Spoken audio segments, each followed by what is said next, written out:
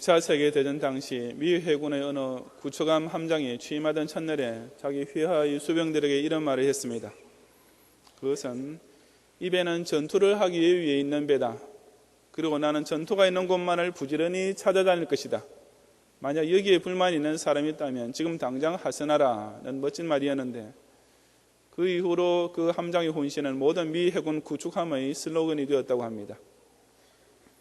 전함은 전투를 하기 위해 존재하는 것이고, 함장은 그 전투를 지휘하기 위해 앞장서는 사람인데, 만약 그는 지휘관의 임전태세를 철저하게 따를 각오가 되어 있지 않은 사람이라면 차라리 그 배에 없는 것이 100번 더 나을 것이면 두말할 필요가 없는 것입니다.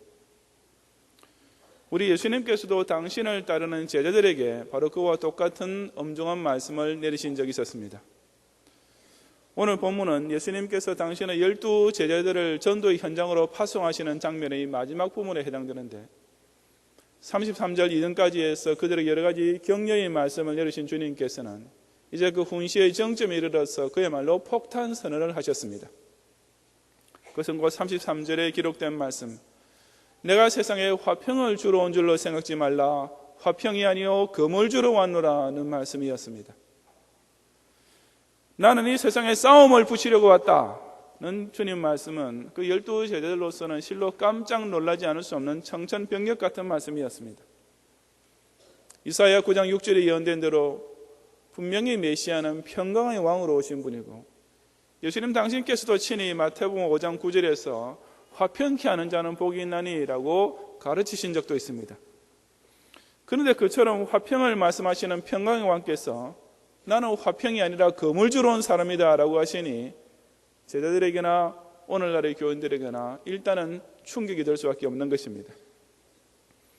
하지만 이것은 결코 모순된 말씀은 아닙니다. 왜냐하면 평강과 화평의 선포가 그 어떤 경우에도 무조건 평화만을 지켜야 한다는 뜻은 결코 아니기 때문입니다. 즉 예수님을 따라가는 길에는 필연적으로 원수 마귀와 전쟁을 해야 할 때도 있는 것이고, 그런 때는 결코 피하거나 당하고만 앉아있지 말고 맞서 싸워 이겨야 할 것을 독려하시기 위하여 이런 말씀을 주신 것이었습니다. 예수님을 믿느냐 믿지 않느냐 하는 문제, 예수님의 복음 전파 사역에 동참하느냐 아니면 방해하느냐 하는 문제는 그야말로 목숨을 내건 전투 그 자체입니다. 그러므로 여기에 대해서는 화평이라는 명명 아래 적당한 타협이나 미지근한 중립이란 결코 있을 수가 없는 것입니다. 만약 그런 각오가 되어 있지 않다면 애당초 당신을 따라올 생각부터 하지 말라고 우리 예수님께서는 당신의 제자들에게 실로 엄중한 훈시를 내리셨던 것입니다. 오늘 총회 선교주의를 맞이하여 저와 여러분은 이 복음 전파의 치열한 전투 현장에서 죽게 합당한 그리스도의 군사들이 되기 위하여 꼭 지켜야 할 임전태세가 무엇인지를 함께 상고해 보고자 합니다.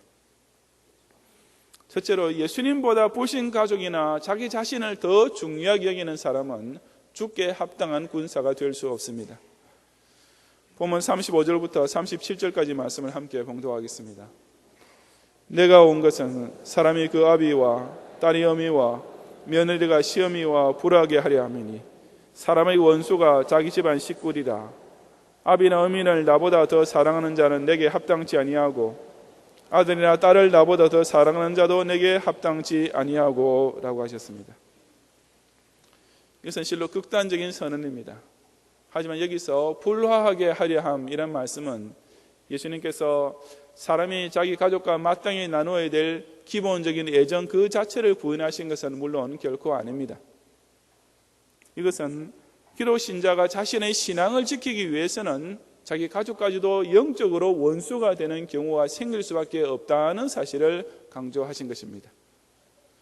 참으로 바른 신앙을 사수하기 위한 영적 전투란 그 얼마나 치열한 것인지 나라와 나라를 대립시키고 민족과 민족을 분단시켜 왔을 뿐 아니라 때로는 자기 집안 식구조차 원수로 만들 정도인 것입니다.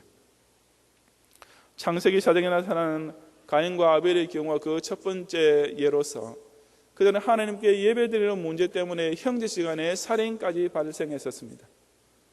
사무엘상 25장에 보면 아비가일은 고집불통의 부신 남편 나볼리 인하여 무척 큰 갈등을 겪었지만 그래도 자신의 신앙만큼은 끝까지 양보하지 않았습니다.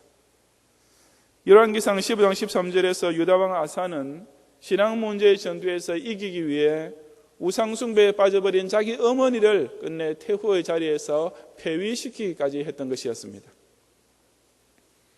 신앙 문제로 인한 혈연과는 이 같은 갈등은 오늘날도 아주 흔히 일어나고 있지 않습니까?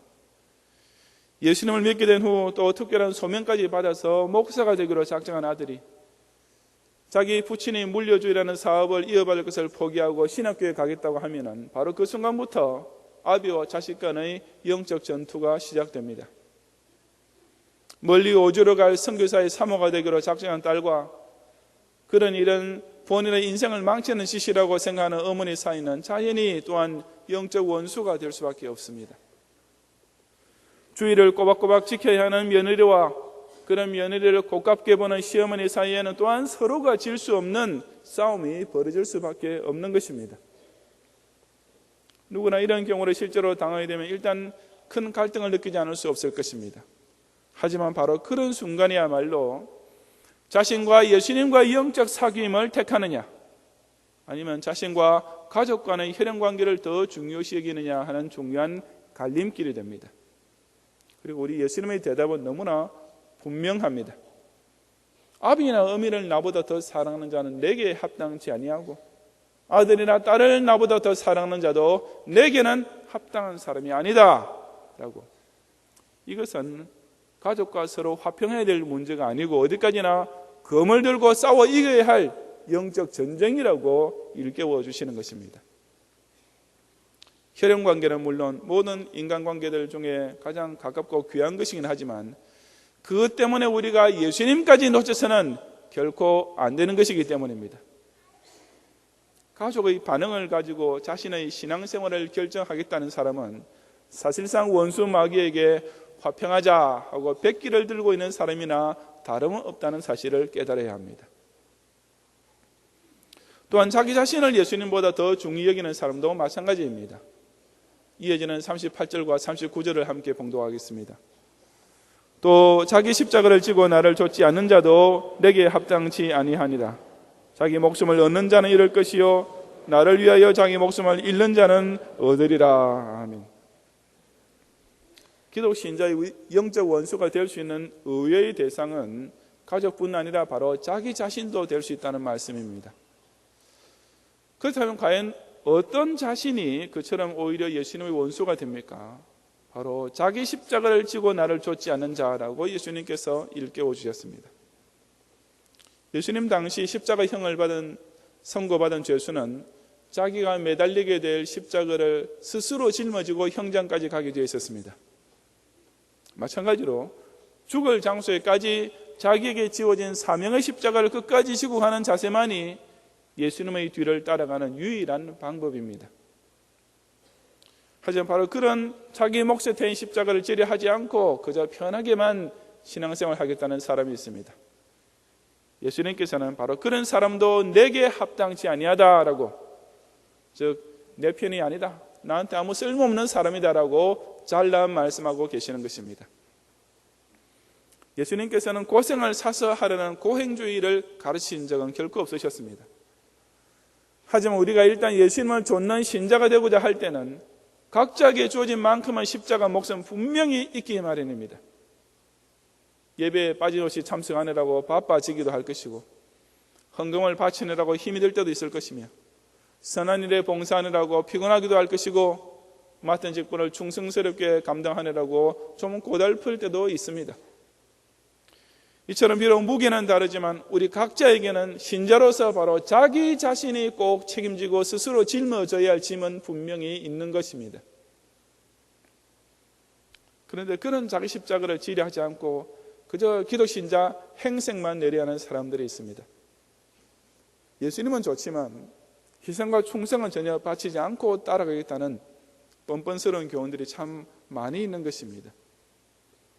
전투의 현장에서 자기의 임무를 다하지 않고 혼자만 살겠다고 도망치는 병사는 다른 모든 전우들의 사기까지 한꺼번에 떨어뜨리는 자로서 오히려 적군보다 더 위험한 존재가 됩니다. 전선에서 이탈하는 병사는 바로 그 자리에서 아무라도 즉시 사살할 수 있게 되는 이유도 바로 그 때문입니다.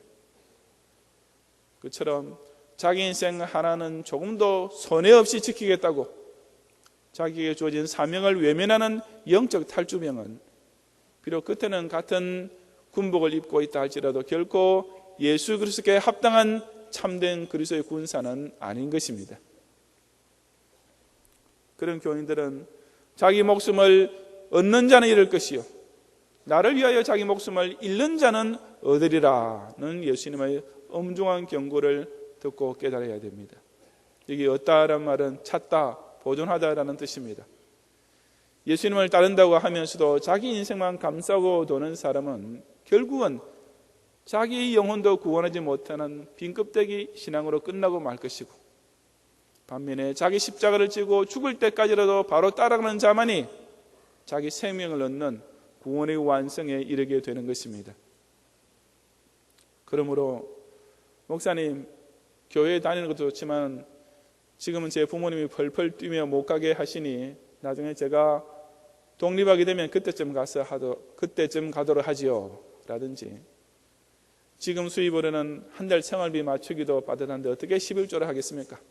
좀 기다렸다가 형편이 풀리면 그때 가서 시작하겠습니다 라고 말하는 교인은 우리 예수님께서 당신께 합당한 자가 아니라고 잘라 말씀하고 계십니다. 그처럼 불신 가족이나 자기 자신을 예수님보다 실상 더 중히 여기는 사람은 그리스도의 군사가 되기는커녕 이미 적군의 포로가 되어 있는 몸이나 다름없기 때문입니다. 예수님을 사랑하기는 하되 자기 가족보다 더 아래에 두거나 예수님을 섬기기는 하되 그 우선순위를 자기 인생 다음에 두는 것은 사실상 이적 행위를 저지르고 있는 탈주병이나 마찬가지임을 꼭 기억하면서 늘 스스로 경계하는 성도들이 되시기를 바랍니다. 둘째로 예수님께서 명하신 복음 전파를 위하여 가는 전도자와 보내는 전도자만이 주께 합당한 군사가 될 수 있습니다. 예수님께서는 이제 진정 당신께 합당한 자, 복음 전파의 전투 현장에서 정말 서로 신뢰하고 의지할 수 있는 진짜 쓸모 있는 같은 편의 그리스도 군사가 어떤 신자인지를 말씀해 주십니다. 우선 40절과 41절을 함께 봉독하겠습니다.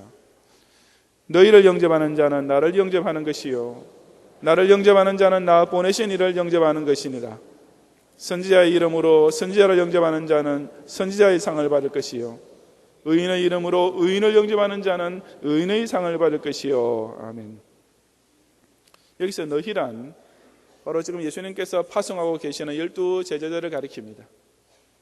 즉 예수님께서는 당신께서 파송하신 전도자들을 영접하는 것이 곧 예수님 당신을 영접하는 것과 똑같은 것이라고 하신 것입니다. 그리고 그처럼 예수님을 영접하는 것은 또한 나 보내시니 곧 하나님을 영접하는 것과 동격이라고 하셨습니다. 사람이 하나님을 자기 집으로 친히 영접할 수 있다면 그야말로 고소원이나 불감청한 일이 아니겠습니까? 그런데 전도자를 영접하는 것이 바로 그런 엄청난 영광의 특권을 실제로 누릴 수 있는 길이라고 하신 것입니다. 만약 예수님께서 우리 경양교회 교인들 가운데 한 명을 뽑아서 그 집에 친히 찾아오시겠다고 하시면 신청자가 줄을 서지 않겠습니까? 그런데 여러분이 그저 신방 오는 교육자를 기쁘게 맞이하고 정성껏 대접하면 그것이 바로 예수님을 직접 모신 것이나 마찬가지라고 예수님께서 말씀하시는 것입니다. 41절에서 선지자의 이름으로 혹은 의인의 이름으로라고 번역되어 있는 말은 그 사람이 선지자인 까닭에 혹은 그 사람이 의인이라는 이유로라는 뜻입니다. 다시 말해서 이분은 우리 교회 목사님이니까 내가 최고로 모시고 대접해야지, 혹은 이 전도사님은 우리 교구를 위해 늘 수고하시는 교육자님이시니까 내가 약소하지만 교통비라도 드려야지 라는 마음으로 전도자를 영접하는 것을 가리킵니다. 바로 그런 자세로 선지자를 영접하면 그 사람도 선지자의 상을 받을 것이고, 똑같은 식으로 의인을 영접하는 자 역시 의인의 상을 받을 것이라고 하셨습니다. 즉 목사를 목사라는 이유 한 가지만으로 영접하는 성도는 그 목사가 받게 될 상과 똑같은 상을 받게 될 것이고, 선교사라는 이유로 정성껏 대접하는 성도는 그 선교사가 장차 받게 될 상급과 똑같은 상을 받게 된다고 예수님께서 말씀하고 계시는 것입니다. 참으로 놀라운 상급이 아니겠습니까? 사실 모든 신자가 다 목사나 선교사나 전도사가 될 수는 없습니다. 전쟁터에서 최전선에서 전투하는 병사가 있으면 그 뒤에는 병참 보급을 맡은 병사도 있어야 합니다. 마찬가지로 자기 자신은 선지자와 의인의 사역에 직접적인 소명은 받지 않았다 하더라도 바로 그런 가난한 전도자들을 뒤에서 지원해주는 보내는 전도자도 꼭 필요한 것입니다. 그래서 예수님께서는 그처럼 일선에 나가 있는 전도자들을 정성을 다해 후원하는 성도 역시 똑같은 상을 받게 될 것이라고 하신 것입니다. 하지만 이 말씀은 가난한 전도자 입장에서는 조금 불공평하게 들릴 수도 있습니다. 평생을 목사로 선교사로 죽도록 충성한 사람이나 그런 전도자들을 대접하고 후원한 평신도나 상은 똑같이 받게 된다 하는 것은 좀 너무하신 말씀 같지 않습니까? 하지만 사실은 결코 그렇지 않습니다. 예수님께서는 이어지는 42절에서 그 이유를 설명해 주고 계십니다. 우리 다 같이 함께 봉독하겠습니다. 또 누구든지 제자의 이름으로 이 소자 중 하나에게 냉수 한 그릇이라도 주는 자는 내가 진실로 너희에게 이르노니 그 사람이 결단코 상을 잃지 아니하리라 하시니라. 아멘. 여기서 제자의 이름으로 라는 말은 앞절의 경우와 마찬가지로 그가 제자라는 이유로 라는 뜻입니다. 그런데 바로 그 다음에 보면 이 소자 중 하나에게 라고 하셨습니다.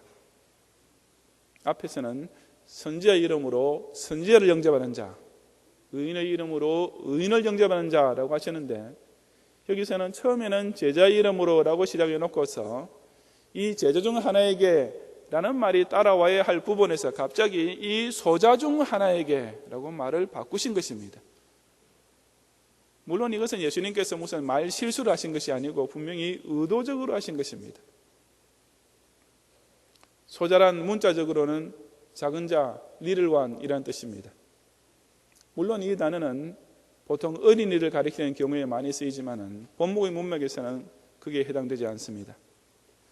왜냐하면 앞의 문맥과 연결시켜 볼 때 여기서 이 소자는 바로 앞에 나오는 제자와 동격으로 사용된 것이 틀림없기 때문입니다. 그렇다면 예수님께서는 왜 당신의 제자를 작은 자라고 부르신 것이겠습니까? 그것은 예수님께서 지금 당신께로부터 파송을 받아 전도 여행을 떠나는 제자들이 세상 사람들의 눈에는 그저 지극히 작은 자로만 보일 것을 알고 계셨기 때문이었습니다.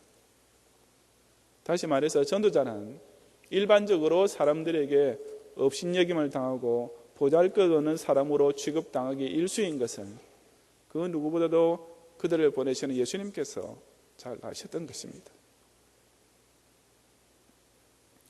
그러니 그처럼 가는 곳마다 별 볼 일 없는 귀찮은 사람으로만 취급당하던 전도자들이 자기에게 냉수 한 그릇이라도 대접해주는 사람을 만나게 되면 그 얼마나 반갑고 고맙겠습니까? 사람들로부터 소자라고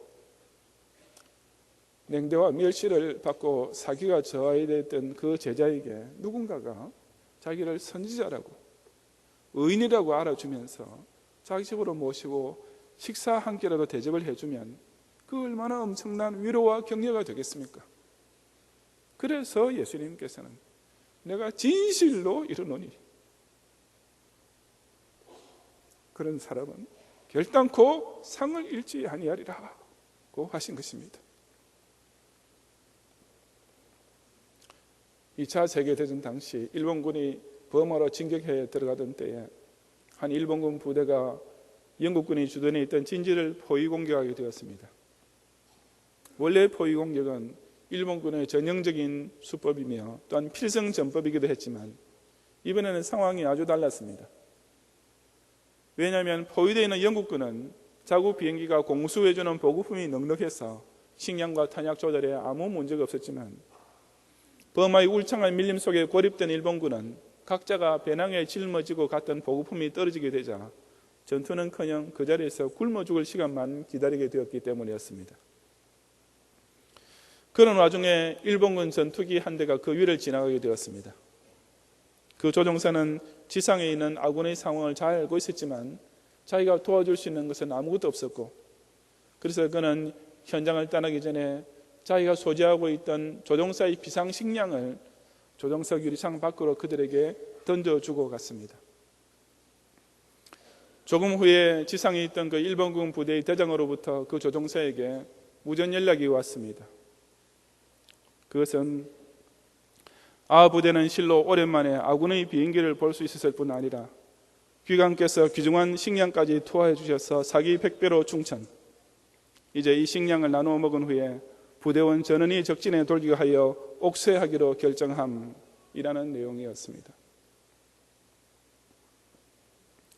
조종사 한 사람의 비상식량이라는 것을 한 부대원 전체가 나누어 먹는다면 그 양이 얼마나 되겠습니까? 하지만 자기 편이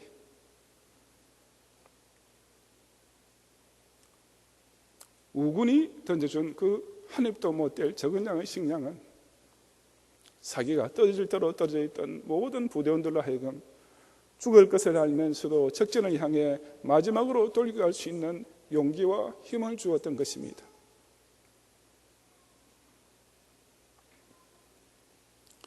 우리 전도사님들이 아파트 방문 전도를 하다가 관리인들로부터 구박을 당하게 되고, 부목사님들이 신방을 다니면서 문전박대를 당하다 보면 아무리 교육자를 해도 역시 인간인지라 때로는 자신의 사명에 대하여 회의를 느낄 수도 있습니다. 그처럼 각박한 현대인들로부터 소자 취급을 당하면서 낙심에 빠져있던 교육자에게 누군가가 수고 많으십니다, 저도 교회 다녀요 라고 하면서 그가 선지자라는 이유로 음료수 한 잔이라도 대접을 해주면 어쩌면 그 다음 주일에 사직서를 낼지도 몰랐을 그 전도자가 그 음료수 한 잔의 힘 때문에 자신의 남은 평생을 하늘이 썩는 미랄로 바치며 충성하게 될 수도 있는 것입니다. 선교사님들이 현지에서 이슬람 교도들로부터 협박을 받거나 기독교에 대하여 적대적인 공무원들로부터 지극히 작은 자 취급을 당하는 일도 다반사입니다. 그런 최전선의 전도자들에게 우리 경양의 성도들이 금요일 밤 철야 기도할 때마다 기도로 지원하고, 비단 선교주일 뿐 아니라 매달 각자가 작정한 선교회비를 통하여 꼬박꼬박 선교비를 보내드릴 때 그것을 받는 선교사님은 바로 그 냉수 한 그릇에 사기 충천 용기 100배 하여서 순교의 자리에까지도 돌격해 갈 수 있는 것입니다. 그러니 예수님께서는 그래서 사람이 결단코 상을 잃지 아니하리라 하실 것이 아니겠습니까? 그 평생을 바쳐 충성한 전도자, 자기 생명까지 바치게 만든 순교자를 그렇게 만든 사람이 바로 그에게 냉수 한 것을 대접한 사람이기 때문입니다. 보내는 전도자가 가는 전도자를 후원할 때 바로 그런 기적들이 일어나게 됩니다. 그래서 예수님께서는 그처럼 선지자 이름으로 선지자를 영접하는 자에게 그가 대접했던 선지자가 받게 될 상급과 똑같은 상을 주지 않으실 수가 없는 것입니다. 한 영혼을 찾아오느냐 빼앗기느냐 하는 치열한 전투가 곳곳에서 벌어지고 있는 이 구속사의 종말 시대에 선지자와 의인과 제자의 사명을 받아 가는 전도자가 되든지, 혹은 그 소자들을 영접하고 냉수한 것을 대접하여 힘을 북돋우는 보내는 전도자가 됨으로써 그 영광스러운 상급을 똑같이 받는 성도들이 되시기를 바랍니다. 성도 여러분, 싸울 생각이 없는 수병은 차라리 이 배를 당장 떠나라고 했던 어느 함장처럼 우리 예수님께서도 오늘 말씀을 통하여 교회에 몸만 담고 있지 내게 합당치 않은 자가 있다 라고 엄중한 훈시를 내리고 계십니다. 불신 가족이나 자기 자신을 예수님보다 더 중요하게 여기는 자는 사실상 예수님과 같은 편에 서 있는 군사가 아니라고 하셨습니다. 반면에 오직 전도의 최전선으로 용감하게 나아가든지 아니면 최소한 그들을 대접하고 후원하는 지원병이 되는 자만이 그리스도의 군사로서 합당한 사람이라고 하신 것입니다. 우리 주님의 말씀은 부신 가족을 미워하려는 뜻이 결코 아닙니다.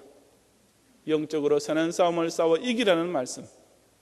그래서 그들의 핍박을 인내로서 극복하고 오히려 그들을 전도해내라는 뜻입니다. 더 어려운 상대는 불신 가족보다 더 가까운 곳, 바로 나 자신의 마음속에 있을 수도 있습니다. 이 치열한 싸움이 벌어지고 있는 가운데서도 총 한 발 쏘지 않고 자기 몸만 살리는 이기주의자는 적군보다 오히려 더 위험한 존재입니다. 예수님께서는 이런 교인들은 내게 합당하지 아니한 자라고, 아예 당신의 제자로 따라올 생각도 하지 말라고 어미훈시하시는 것입니다. 우리는 생사가 걸린 이 힘들고도 중차대한 영적 전투의 현장에서 서로 믿고 의지하며 피차 도와줄 줄 아는 든든한 우군이 되어야 하지 않겠습니까? 어정쩡하게 중간에 서서 사실상 원수마귀에게 이용당하는 꼭두각시 같은 교훈이 되지 말고 확실히 예수님 편에 서서 복음 전선의 최전방으로 가는 전도자와 그들을 기도와 물질로 후원하는 보내는 전도자가 됨으로써 실로 주께 합당한 자로 크게 쓰임받는 성도들이 되시기를 주님 이름으로 축원합니다.